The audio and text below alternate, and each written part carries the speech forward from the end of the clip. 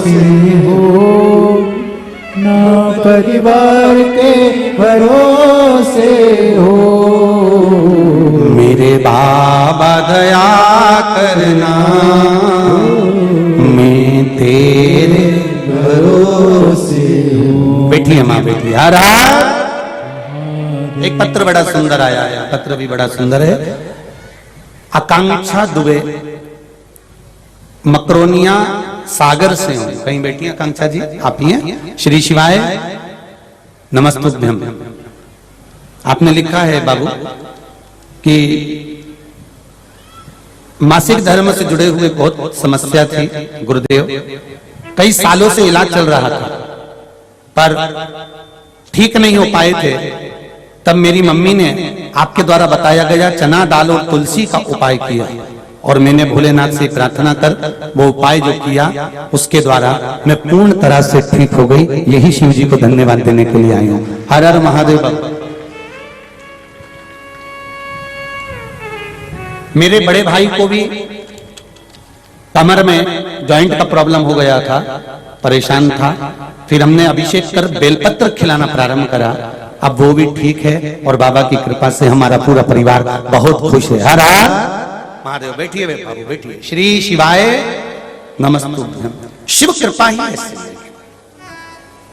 हम फिर कहेंगे ना तो हमारे पास देने के लिए कोई भभूत है, ना बेल है, ना हमारे पास कुछ है कि हम तंत्र जानते हो कि मंत्र जानते हो कि हम साधना करे हो कि हमारे पास कोई विद्या हो या हमारे को कोई ज्योतिषी आती हो। हमको कुछ नहीं आता। हम तो केवल इतना जानते हैं कि शिव का स्मरण करो क्योंकि मृत्यु लोक का एक ही देव है, वो देव अधिदेव महादेव है। भूल से भी इस मुख से अगर शिव का नाम निकल जाता है तो भी शंकर करुणा कर जाता है। ऐसा भोला मेरा महादेव है महाराज, इतना भोला है। गए देवराज, ओम शिव महापुराण की कथा चल रही है।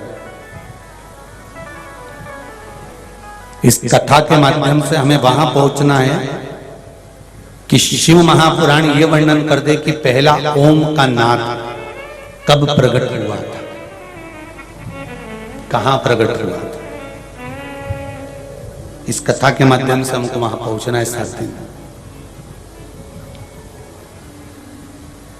इस ओम नाद में 3 अक्षर छुपे हुए हैं, आ, उ और मा। चाहे आप मान लो ब्रह्मा विष्णु और महेश।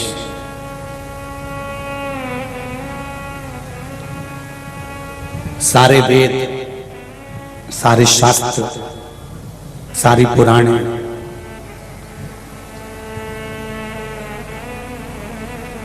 इस ओम के अंतर्गत है।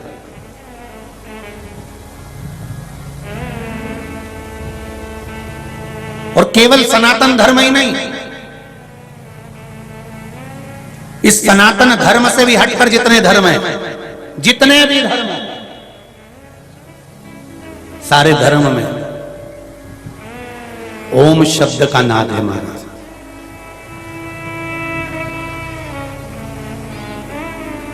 एक बात का स्मरण रहिएगा आपके भीतर, जब कभी ऐसा लगे जीवन में कि मैं बहुत दुखी हूं और कष्टमय जीवन चल रहा है और कोई समस्या का हल ही नहीं मिल रहा, बहुत दिन हो गए जूझ रही हूं मैं इन समस्याओं से, तो बेलपत्री की जड़ के अंतर्गत, जो बेलपत्री का बड़ा वृक्ष हो उसकी जो जड़ हो, उस जड़ पर लाल चंदन घिसकर या लाल चंदन से कटोरी में घिसकर लेकर जाएं। शिवजी पर लाल चंदन से पूजन करने के बाद में उसी चंदन को लेकर आकर बेलपत्री की जड़ के अंतर्गत ओम अक्षर को लिखकर एक बेलपत्र अपनी कामना कर उस जड़ पर बेलपत्री के समर्पित करना। पहले कथा में कहा है कि बेलपत्री कोई साधारण सा वृक्ष नहीं है, इसको केवल साधारण मत मानना। ये कोई सादा सा वृक्ष नहीं है, बेलपत्री की जड़ में ओम शब्द लिखकर, अक्षर लिखकर उस पर एक बेलपत्र समर्पित कर कर शिव जी से अपनी कामना कर कर, जो प्रदोष के दिन, प्रदोष काल के अंतर्गत बेलपत्री के वृक्ष की पूजन कर कर, ये नाद कर कर, ओम अक्षर का नाद कर कर स्मरण कर कर आता है। ज्यादा से ज्यादा कहेंगे तो 4 दिन 5 दिन में या 6 दिन में मेरा देव अधिदेव महादेव जो समस्या और टेंशन जिंदगी में चल रहा होता है उससे थोड़ा बहुत तो निजात मेरा देव अधिदेव महादेव उसी समय करना प्रारंभ कर देता है। शिव कृपा होने लगी।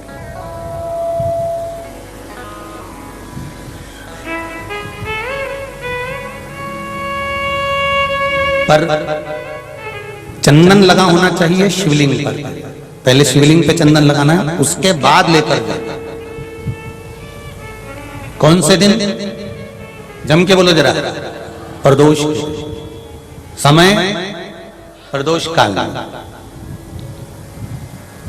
लग रहा है कि जूझ रहे हैं हमारे जीवन में, बहुत बहुत टेंशन, बहुत समस्या।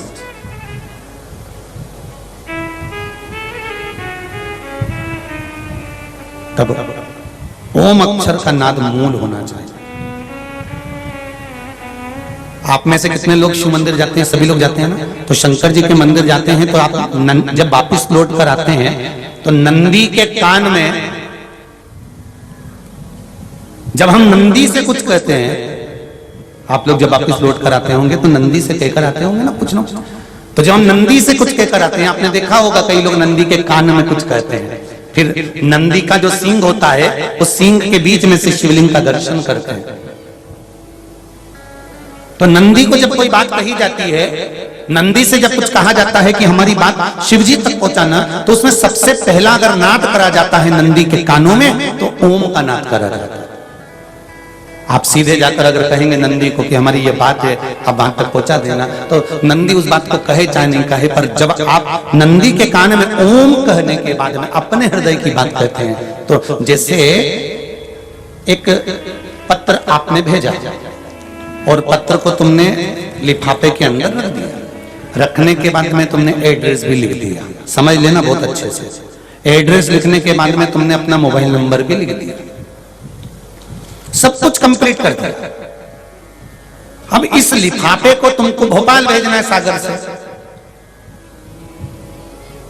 और तुमने ले जाकर इस लिफाफे को डाकघर के डब्बे में डाल दिया।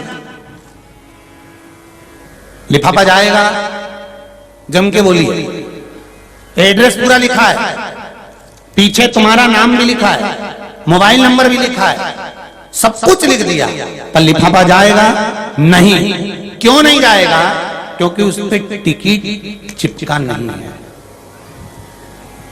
15 पैसे का, 10 पैसे का, 25 पैसे का, या 1 रुपए का, या 2 रुपए का, उस पे अगर कोई टिकट चिपका होता फिर आप उसको डालते तो जाता कि नहीं जाता? चले जाता। ये ओम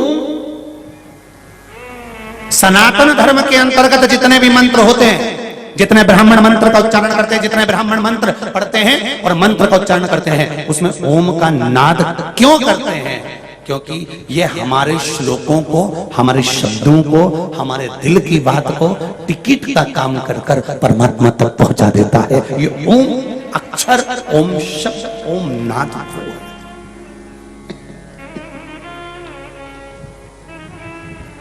वहां तक पहुंचा।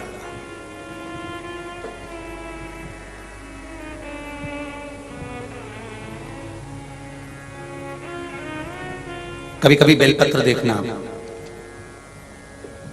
जब बेलपत्र आप समर्पित करते हैं तो ऊपर वाली जो पत्ती होती है उस पे ओम लिखते हो। कई किसी किसी को लिखते हुए देखा होगा, चंदन से, पीले चंदन से, लाल चंदन से। सबसे मूल 3 पत्तियों में बीच वाली जो पत्ती उस पे ओम लिख दिया, फिर इधर वाली में लिख दिया नमः, इधर वाले में लिख दिया शिवाय। कभी आपने देखा कि इधर वाली पत्ती में ओम लिखा हो, इधर में नमः लिख दिया हो, इधर में शिवाय लिख दिया हो? नहीं, लिखने वाला लिखेगा, क्योंकि जो विद्वान होता है, चतुर होता है, जिसमें विद्वत्ता होती है, वो सबसे ऊपर वाली पत्ती में ही ओम लिखेगा। क्योंकि उसको मालूम है ये ब्रह्मा है, ये विष्णु है और ऊपर शिव है। इन दोनों का समावेश ओम में है, इसलिए वो सबसे पहली पंक्ति में ओम ही लिखता है। ना देवराज के प्राण छूट गए।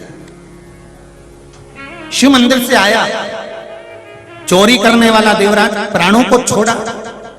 एक लोटे जल की महत्वता जानकर माता, उनकी देवराज की मां जो जल चढ़ाती थी, उसका फल यह मिला कि देवराज के प्राण जहां छूटे वहां कोई दूसरा वृक्ष नहीं था, बेलपत्री के वृक्ष के नीचे प्राण छूटे।